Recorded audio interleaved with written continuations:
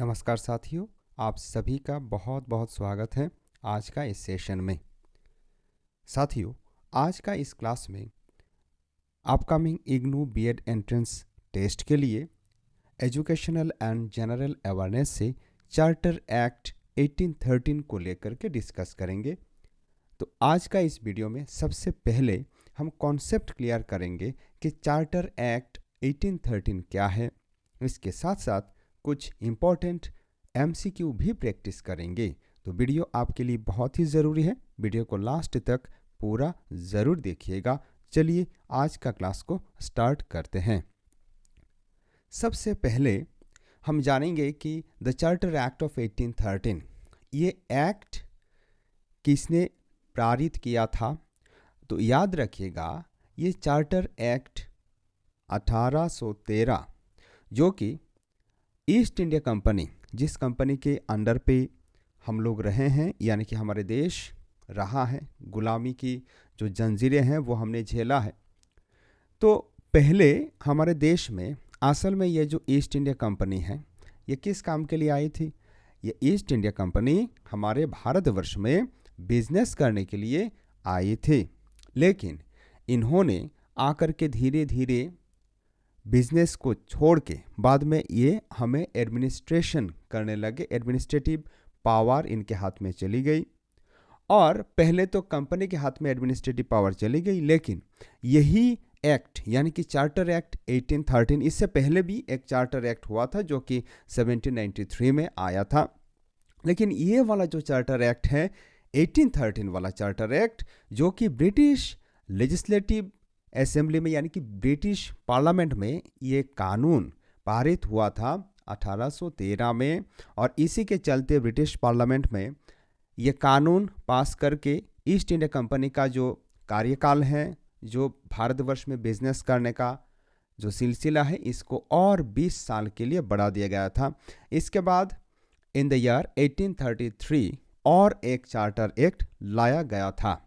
Upcoming video में हम वो भी डिस्कस करेंगे। हालांकि इससे पहले हमने जो चार्टर एक्ट को छोड़ दिया था, इसीलिए आज हम इसे कवर कर रहे हैं, ठीक है। इसके बाद हम हंटर कमीशन को भी डिस्कस करेंगे। तो ये जो 20 सालों का जो शासन है हमारे देश को, जो बिजनेस करने के लिए ये लोग आए थे, तो हमारे देश से जो रॉ मटेरियल्स है इनको ले जाकर ये अपना देश में हाई प्राइस में हमारे देश में फिर वो मैन्युफैक्चर करके चीज़ों को ला करके, ज़्यादा पॉलिश्ड चीज़ों को ला करके सेल करते थे, और ईस्ट इंडिया कंपनी ही सिर्फ और सिर्फ ये कार्य कर सकती थी। लेकिन चार्टर एक्ट 1813 ने ये जो मोनोपोली चल रही थी ना ईस्ट इंडिया कंपनी का, इस मोनोपोली को तोड़ दिया। यानी कि अब सिर्फ और सिर्फ ईस्ट इंडिया कंपनी ही हमारे देश से जो रॉ मटेरियल्स है, जैसे कि टेक्सटाइल के लिए बहुत ही महत्वपूर्ण रॉ मटेरियल्स हमारे देश में उस समय ये लोग देश से बाहर ले जा रहे थे, तो ये सिर्फ और सिर्फ ब्रिटिश ईस्ट इंडिया कंपनी के हाथ में नहीं थी। वो अब कोई भी यानी कि ब्रिटिश कोई भी नागरिक आकर के यहाँ ये सब चीज़ें लेकर के जा सकते थे। और इसका और एक कारण था नेपोलियन का यूरोप में युद्ध, जो कि वॉर कंडीशन के चलते ब्रिटिश जो लोग थे, जो कंपनीज हुआ करती थी, उनको बिजनेस करने के लिए बहुत ही डिस्टर्ब फील हो रहा था। यूरोप में बैन कर दिया गया था, इसीलिए इन्होंने ये चार्टर यानी कि ये कानून पारित किया था, ठीक है। तो ये इस कानून का बैकग्राउंड है, आप याद रखिएगा। चलिए नेक्स्ट स्लाइड में हम चलते हैं, एक एक करके पहलुओं को समझेंगे। सबसे पहले यहाँ देखिए द 3 पिलर्स ऑफ रिफॉर्म। ये जो चार्टर एक्ट है, ये एक्ट ने क्या किया था, ईस्ट इंडिया कंपनी जो हमारे देश में बिजनेस कर रही है, इनका जो टेन्योर है, इनका जो कार्यकाल है और 20 साल बढ़ा दिया था। इसके साथ साथ इनका जो एंगेजमेंट है बिजनेस में, सिर्फ ये हमारे देश के साथ बिजनेस नहीं कर सकेंगे, और भी ब्रिटिशर्स और भी ब्रिटिश कंपनीज यहाँ आकर बिजनेस कर सकेंगे। ये चार्टर एक्ट ने ऑर्डर दे दिया था, परमिशन दे दिया था बाकी लोगों को भी, ठीक है। इसके बाद देखो, जो ईस्ट इंडिया कंपनी अपना मनमानी कर रही थी हमारे देश के साथ, इसके साथ साथ जो बिजनेस में उनका मुनाफा जो हो रहा था, प्रॉफिट जो हो रहा था, ये सिर्फ और सिर्फ ईस्ट इंडिया कंपनी के लोग ही खा रहे थे, ठीक है। हम सिंपल वर्ड में अगर समझेंगे तो चार्टर एक्ट के दौरान जो पावर है ना, हमारे देश को जो शासन करने का पावर है, वो पावर क्राउन के हाथ चली गई थी। ठीक है, क्राउन यानी कि ब्रिटिश सरकार के हाथ में डायरेक्टली वो धीरे धीरे क्या कर रहे थे, ट्रांसफ़र कर रहे थे पावर को। ठीक है, अथॉरिटी यानी कि देश को जो बिजनेस करने का हो या फिर एडमिनिस्ट्रेटिव चीज़ें करनी हो, उनको क्या किया था, ब्रिटिश सरकार ने अपने हाथ में ले लिया था। इसके बाद ट्रेड को लेकर के इन्होंने क्या किया कि ईस्ट इंडिया कंपनी का अब तक का जो मोनोपोली आ रही थी, यानी कि सिर्फ और सिर्फ ईस्ट इंडिया कंपनी ही हमारे देश के साथ बिजनेस कर रही थी।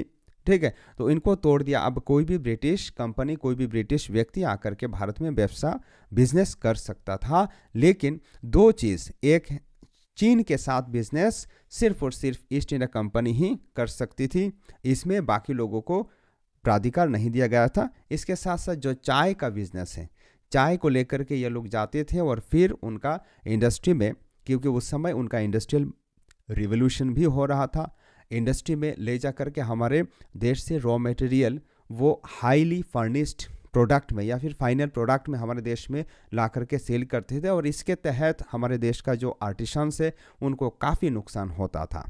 ठीक है, तो चाय और चीन के साथ बिजनेस करने का अब तक भी monopoly British east India Company के हाथ में थी। इसके साथ साथ देखो कल्चर, तो कल्चर मतलब कि एजुकेशन को लेकर के इन्होंने बहुत ही बड़ा शानदार अनाउंसमेंट किया चार्टर एक्ट 1813 में, और ये अनाउंसमेंट ये था कि 1,00,000 रुपये क्या किया जाएगा, भारतवर्ष में शिक्षा के लिए खर्च किया जाएगा। हालांकि वो प्रैक्टिकल नहीं किया गया था, इसके लिए ये जो पॉलिसी है, ये जो कानून है, इसको बहुत ही क्रिटिसाइज किया गया, लेकिन इन्होंने अनाउंस किया था कि 1,00,000 भारतवर्ष में खर्च किया जाएगा ब्रिटिश सरकार द्वारा, ताकि हमारे देश का लिटरेचर, हमारे देश का कल्चर आगे बढ़े।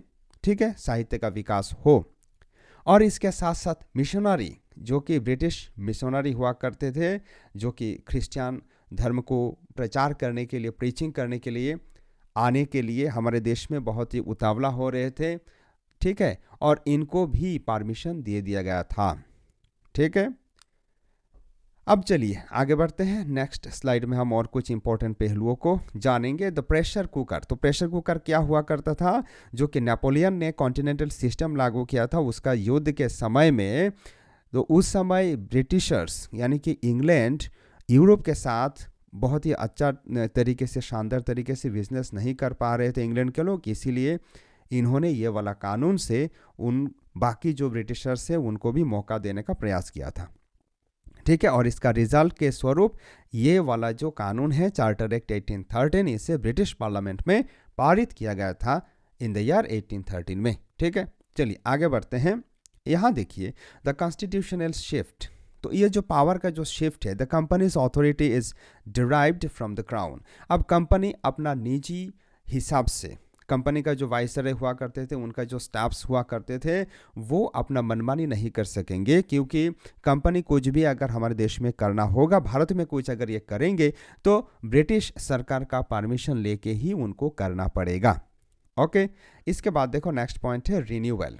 The charter was renewed for another 20 years. तो ये जो चार्टर, इसके पहले मैंने जो बताया था ना 1793 में जो चार्टर कानून इन्होंने पास किया था, तो ये 1813 वाला चार्टर कानून को पास करके इन्होंने और 33 साल के लिए इसे बढ़ा दिया था।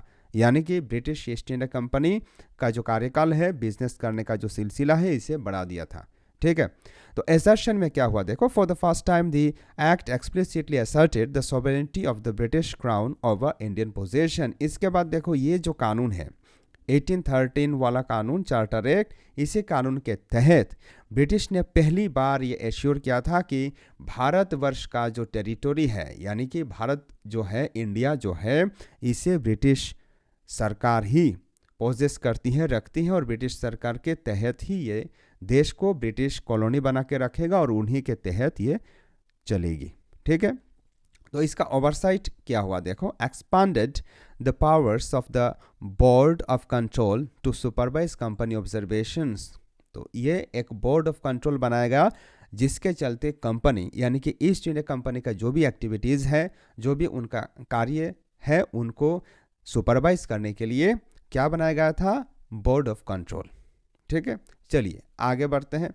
नेक्स्ट स्लाइड में हम जानेंगे ब्रेकिंग द मोनोपोली। ये जो मोनोपोली का बात अब तक 1813 से पहले ये एक तरफा बिजनेस करती आ रही थी ईस्ट इंडिया कंपनी, अब इसमें रोक लगा दिया गया था। अब मार्केट के लिए यानी कि ओपन मार्केट कर दिया गया था, क्योंकि यहाँ सिर्फ और सिर्फ ब्रिटिश ईस्ट इंडिया कंपनी ही बिजनेस नहीं कर सकेगी, बाकी लोग भी आकर के यहाँ बिजनेस कर सकेंगे और उनका जो फिनिश्ड प्रोडक्ट है, जो इंडस्ट्री में मैन्युफैक्चर्ड गुड्स है, इनको भी ये सप्लाई कर सकेंगे हमारे भारतवर्ष में।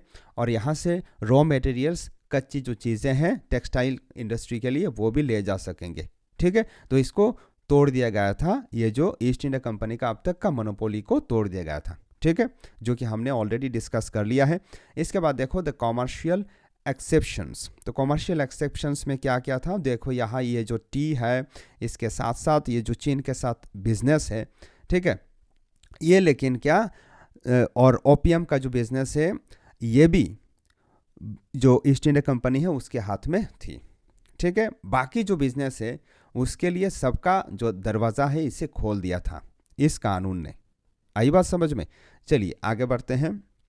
नेक्स्ट देखो कॉमर्शियल अकाउंट्स और टेरिटोरियल अकाउंट्स, टैक्स रेवेन्यू। ये जो ट्रेड का पॉलिसी है, ट्रांसपेरेंसी को और बढ़ावा देने के लिए, ठीक है, ये जो कानून है इसने ये कॉमर्शियल और टेरिटोरियल रेवेन्यूज़ को अलग करके रखने का बात कहा।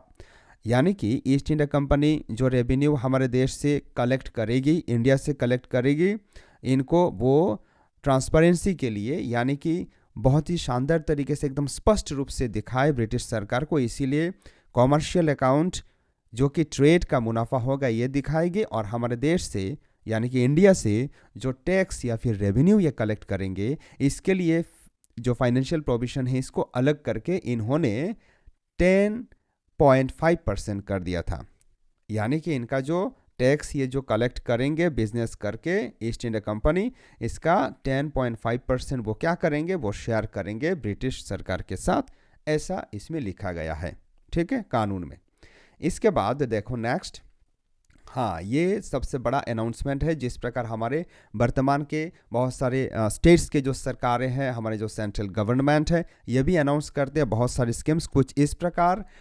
ये कानून यानी कि चार्टर एक्ट 1813 1 लाख रुपये खर्च करके हमारे भारतवर्ष में शिक्षा, पश्चिमी शिक्षा, इसके साथ साथ वर्नाकुलर शिक्षा, लिटरेचर साहित्य का शिक्षा, विज्ञान का शिक्षा और हमारे लोकल जो इंडियंस हैं इनको शिक्षित करने के लिए 1 लाख रुपये खर्च करने का बात भी कहा, अनाउंस किया। ठीक है, तो इसीलिए ये एकमात्र ऐसा एक पॉलिसी, ये एक कानून बना भारत के लिए जो कि एजुकेशन को लेकर के फंडिंग करने का सबसे पहला बात इन्होंने कहा था। और इसके चलते ओरिएंटलिस्ट मतलब कौन, आपको शायद मालूम होगा, जो कि हमारे भारतवर्ष का जो देशी शिक्षा व्यवस्था है इसको जो तवज्जो देते थे ना, उनको ओरिएंटलिस्ट कहा जाता था। और जो इंग्लिश को ज़्यादा तवज्जो देते थे, English education, western science and technology, इसके साथ साथ वेस्टर्न फिलोसफी को जो ज़्यादा तवज्जो देते थे, इंग्लिश कल्चर को जो ज़्यादा तवज्जो देते थे, उनको इंग्लिश कहते थे। तो इसी के चलते ये जो 1 लाख रुपया है, इसी के चलते ये दोनों ही गुटों में डिबेट का माहौल बना। ठीक है, चलिए आगे बढ़ते हैं। इसके बाद देखो opening the gates to religion. तो इसके बाद ये जो कानून है इसने क्या किया, हालांकि इंग्लैंड में क्या हुआ था उस समय, हमारे इंडिया में भी ये क्रिश्चियन मिशनरी जो है, पादरी जो लोग हैं, ये आकर के यहाँ का जो हिंदू लोग हैं, जो ट्राइब्स है, उनको कन्वर्ट करने के लिए वहाँ बड़ा उतावला हो रहे थे। वहाँ इन्होंने प्रेशर क्रिएट किया सरकार के ऊपर, और इसी के चलते इन्होंने चार्टर एक्ट में जो क्रिश्चियन प्रोपेगेशन है, क्रिश्चियन जो मिशनरीज हैं, इनको बिल्कुल खुला छोड़ दिया, बैन हटा दिया, ताकि ये भारतवर्ष में आकर के अपना प्रीचिंग कर सके और यहाँ के जो पैन इंडियंस हैं उनको क्रिश्चियनिटी में कन्वर्ट कर सके। आई बात समझ में? इसके बाद देखो इंस्टीट्यूशन, तो इन्होंने ये जो क्रिश्चियनिटी को और बढ़ावा देने के लिए, प्रीच करने के लिए, कलकत्ता में, फिलहाल कोलकाता में एक बिशप पदवी का भी इन्होंने निर्माण किया, जो कि एंग्लिकन चर्च इन्होंने बनाया था। तो उसमें एक बिशप का भी पदवी इन्होंने क्रिएट किया और इसी के चलते जो इनका एक्टिविटीज़ है मिशनरीज़ का हमारे पूरे देश में इसको ओवरसी करने के लिए, ऑब्जर्व करने के लिए बनाया। ठीक है, ताकि ये जो अपना मकसद है, अपना जो क्रिश्चियनिटी स्प्रेड करने का मकसद है, इसे पूरा कर सके। ओके, चलिए आगे बढ़ते हैं। Law and order for British subjects. इसके बाद देखो लीगल रिफॉर्म में इन्होंने क्या किया, जो कानून है, provincial courts are granted greater authority over European British subjects in India. तो हमारे जो भारतवर्ष में जो यूरोपियन सब्जेक्ट्स यानी कि यूरोपियन जो लोग हैं, इनको लीगल रिफॉर्म के तहत इनको कोर्ट बना करके बाकायदा इनको सपोर्ट देने की बात कही गई। इसके बाद देखो फिस्कल पावर यानी कि पैसा वाला जो फाइनेंशियल पावर है, इसमें क्या कहा गया, local governments are empowered to impose taxes on individuals. जो लोकल गवर्नमेंट्स है यानी कि भारतवर्ष में जो लोकल गवर्नमेंट्स है, ठीक है, ये इंडिविजुअल यानी कि व्यक्ति के ऊपर subject to the jurisdiction of the supreme court जो टैक्स लगाएंगे वो सुप्रीम कोर्ट के अनुसार ही लगाएंगे, वो अपना मनमानी नहीं कर सकेंगे। ये चार्टर एक्ट में लिखा गया था, ये चार्टर एक्ट में पारित हुआ था। ठीक है, चलिए आगे बढ़ते हैं।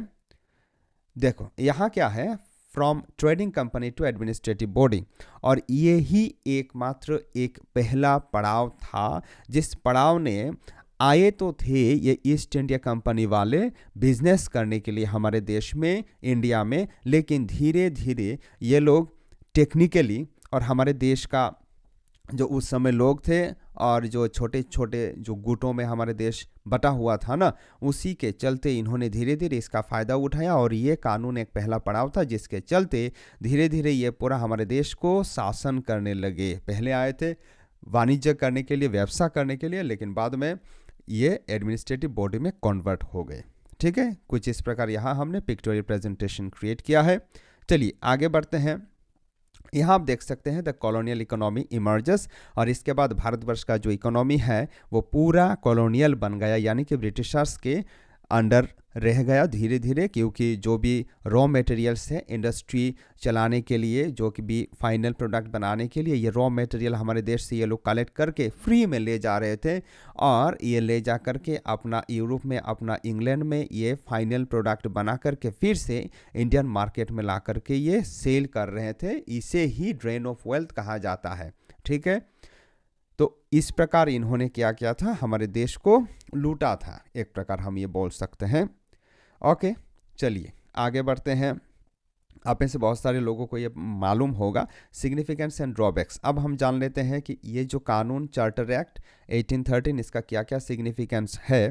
तो प्रोग्रेस में इन्होंने एजुकेशन के लिए फंडिंग का बात इन्होंने कहा, जो कि एक पॉजिटिव साइड है। इसके साथ साथ एडमिनिस्ट्रेशन यानी कि जो शासन है व्यवस्था, उसको भी जस्टिस न्याय देने के लिए इन्होंने जो कोर्ट सुप्रीम कोर्ट पर जो इन्होंने फाइनल डिसीजन देने का अधिकार दिया था, ये भी एक पॉजिटिव पड़ाव है। इसके साथ साथ जो commercial monopoly east India company का चलती आ रही थी अब तक, इसे भी ख़त्म किया, ये भी एक पॉजिटिव साइड है।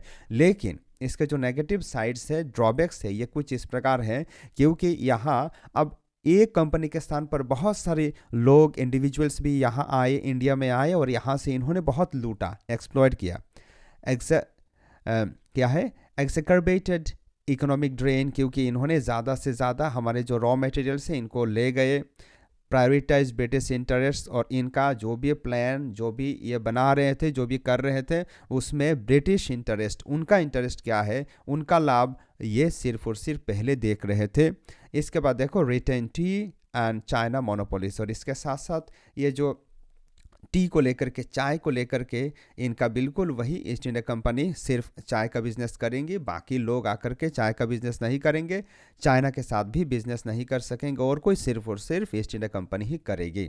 तो ये इनका ड्रॉबैक है। और इसके साथ साथ इसका और भी ड्रॉबैक है, क्योंकि जो कहा गया था 1 लाख रुपये देने के बाद, वो भी सही तरीके से नहीं दिया गया था। ठीक है, इसके बाद देखो सेटिंग द स्टेज, ये जो 1813 है ये पाइवोट के रूप में आया। 1833 में जो इसका नेक्स्ट वाला जो चार्टर एक्ट आया, ये एंड ऑफ ट्रेड, ये बिजनेस को पूरा ख़त्म कर दिया, और 1858 में पूरा क्राउन के अंडर पे हमारे इंडिया चला गया। ठीक है, the charter act of 1813 was the beginning of the end for the company. It set the president for the total cessation of trade in 1833 and the establishment of direct crown rule, the British Raj in 1858। और 1858 में इन्होंने क्या किया, जो British सरकार के तहत हमारे देश चलेगा, इसका पूरा फाइनल जो खेल है उसे कर दिया। ठीक है, आगे बढ़ते हैं। यहाँ आप देख सकते हैं, यहाँ हमने अभी तक जो जो डिस्कस किया है उसको सम अप किया हुआ है, आप इसका स्क्रीनशॉट ले सकते हैं। हमें आशा है आपको चार्टर एक्ट के बारे में बिल्कुल जानकारी मिल गई होगी। अब चलिए हम आगे बढ़ते हैं और कुछ इंपॉर्टेंट MCQ प्रैक्टिस करते हैं। Question number 1, what was the primary purpose of the charter act of 1813? तो चार्टर कानून या चार्टर एक्ट 1813 का क्या मेन पर्पस था? तो इस क्वेश्चन का सही जवाब हो जाएगा option B, to renew the East India Company's charter for 20 years. इसका जो प्रमुख उद्देश्य था, जिस उद्देश्य को लेकर के इन्होंने ये कानून लागू किया था, वो था कि ईस्ट इंडिया कंपनी का जो टर्म है इसे और 20 साल बढ़ाने का। ये मेन उनका मुद्दा था। ये ईस्ट इंडिया कंपनी को एबॉलिश यानी कि उठाने के लिए, हमारे देश से बाहर ले जाने के लिए नहीं लाया गया था। इसके साथ साथ ब्रिटिश रूल इंडिया में लागू करने के लिए भी इसको नहीं लाया गया था, ये भी गलत बात है। और to promote Indian independence, Bharat का जो इंडिपेंडेंस है, सार्वभौम जो क्षमता है, जो स्वाधीनता है, स्वतंत्रता है, इसको भी प्रमोट करने के लिए इन्होंने ये कानून नहीं लाया था। ठीक है, अब देखो question number 2, which act ended the East India companies trade monopoly in India except for certain commodities? कुछ चीज़ों को छोड़ करके बाकी चीज़ों को लेकर के जो ईस्ट इंडिया कंपनी एक तरफा व्यवसाय कर रही थी, बिजनेस कर रही थी, इसे हटाने का कार्य किया द चार्टर एक्ट 1813 ने। तो इसीलिए इस क्वेश्चन का सही जवाब हो जाएगा ऑप्शन ए। ठीक है, चलिए आगे बढ़ते हैं। क्वेश्चन नंबर 3, आज हम 20 MCQ प्रैक्टिस करेंगे, इसीलिए आप सभी से गुजारिश है आप लास्ट तक पूरा देखिएगा और लाइक भी कीजिएगा। मन में कोई डाउट है तो आप हमें कमेंट सेक्शन में भी बेझिझक पूछिएगा। Which commodities did the East India company retain a monopoly over after the charter act 1813? तो किस किस चीज़ों को लेकर के ये फिर भी अपना जो मोनोपोली है इसे कंटिन्यू रखे? तो ये चीज़ था क्या क्या, चाय और चीन के साथ बिजनेस। इसमें अभी तक भी ईस्ट इंडिया कंपनी अपना मोनोपोली बिल्कुल बरकरार रखी थी। ठीक है, इसके बाद question number 4, how much annual funding was allocated for education in India under the charter act 1813? तो चार्टर कानून 1813 के तहत भारतवर्ष में सालाना कितना रुपए खर्च करने का बात कहा गया था? 1 लाख रुपीस खर्च करने का बात कहा गया था। इसीलिए ऑप्शन सी हो जाएगा इस क्वेश्चन का सही जवाब। आगे बढ़ते हैं। Question number 5, what was the stated purpose of the educational funding in the Charter Act 1813? इस कानून में जो एजुकेशनल फंडिंग यानी कि 1 लाख रुपया हर साल खर्च करने का जो बात कहा गया था, इसका पर्पस, उद्देश्य क्या लिखा गया था इस कानून के तहत?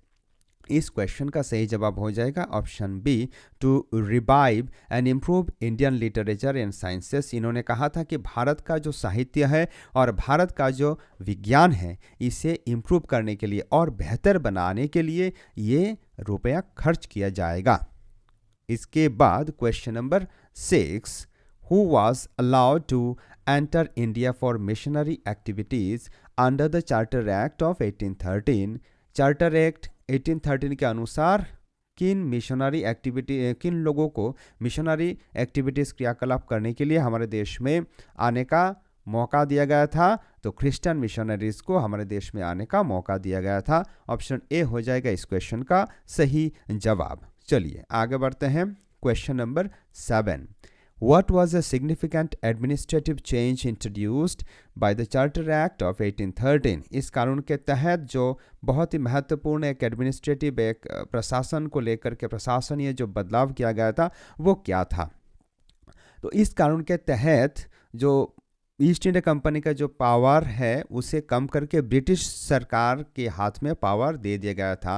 तो ऑप्शन डी हो जाएगा इस क्वेश्चन का सही जवाब। Centralisation of British control over Indian territories, हमारे भारतवर्ष का जो टेरिटोरी है, जो एरिया है, इलाका है, उसे पूरा ब्रिटिश सरकार के कंट्रोल में दे दिया गया था। क्वेश्चन नंबर देखो 8, which section of the Charter Act of 1813 dealt with the allocation of funds for education। ये जो 1 लाख रुपया सालाना खर्च करने का जो बात है, ये चार्टर कानून का सेक्शन 43 में कहा गया था, इसीलिए इस क्वेश्चन का सही जवाब हो जाएगा ऑप्शन ए। चलिए आगे बढ़ते हैं। Question number 9, What was the duration of the East India Company's renewed charter under the Act of 1813? तो इनका जो ड्यूरेशन था वो 20 साल था, 20 साल, और इन्होंने अपना जो कार्यकाल है, अपना जो ये मोनोपोली है बिजनेस का, उसे बढ़ाने का प्रयत्न किया। ठीक है, हालांकि बाकी लोगों को भी बिजनेस करने का मौका दिया, लेकिन चीन के साथ और चाय का बिजनेस बिल्कुल ईस्ट इंडिया कंपनी के हाथ में था। Question number 10, What was the key economic impact of the charter act of 1813? तो ये जो ये जो चार्टर कानून है, इसका जो अर्थनैतिक, जो आर्थिक प्रभाव क्या था? तो इस कानून के तहत क्या हुआ था कि जो प्राइवेट मर्चेंट जो ब्रिटिश हुआ करते थे, तो वो क्या कर रहे थे, वो भारत में आकर के और भी लूट मचा रहे थे, और भी बिजनेस करने के लिए जो कच्ची सामग्रियां हैं उनको ले जा रहे थे।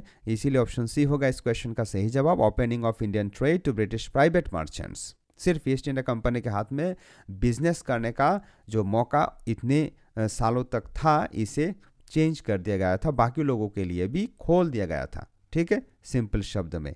चलिए आगे बढ़ते हैं। Question number 11, Which group opposed the Charter Act of 1813 due to concerns about its impact on Indian culture? तो इंडियन कल्चर, हमारे भारत का जो संस्कृति है, भारत का जो धरोहर है, परंपरा है, इस पर ये जो कानून है, इसका जो बुरी असर है, इसको लेकर के किन लोगों ने विरोध किया था? तो इस क्वेश्चन का सही जवाब हो जाएगा ओरिएंटलिस्ट स्कॉलर्स, यानी कि हमारे जो इंग्लिश एजुकेशन का विरोध में जो थे, जो देशी शिक्षा को, देशी प्रणाली को जो तवज्जो दे रहे थे, इन्हें ओरिएंटलिस्ट कहा जाता है, और इन्होंने ही इसका विरोध किया था। ठीक है, चलिए आगे बढ़ते हैं। Question number 12, what was the role of the board of control under the charter act of 1813? तो चार्टर कानून के तहत जो बोर्ड ऑफ कंट्रोल बनाया गया था, इस बोर्ड ऑफ कंट्रोल का रोल क्या था? याद रखिएगा, इस बोर्ड ऑफ कंट्रोल का रोल था कि कंपनी का जो कार्यकलाप है, कंपनी का जो गवर्नेंस है, जो कार्यशैली है, जो शासन प्रणाली है, उसको देखने के लिए, उसको ऑब्जर्व करने के लिए यह बनाया गया था। तो ऑप्शन बी हो जाएगा इस क्वेश्चन का सही जवाब। ठीक है, चलिए आगे बढ़ते हैं। Question number 13, how did the charter act of 1813 affect British settlers in India?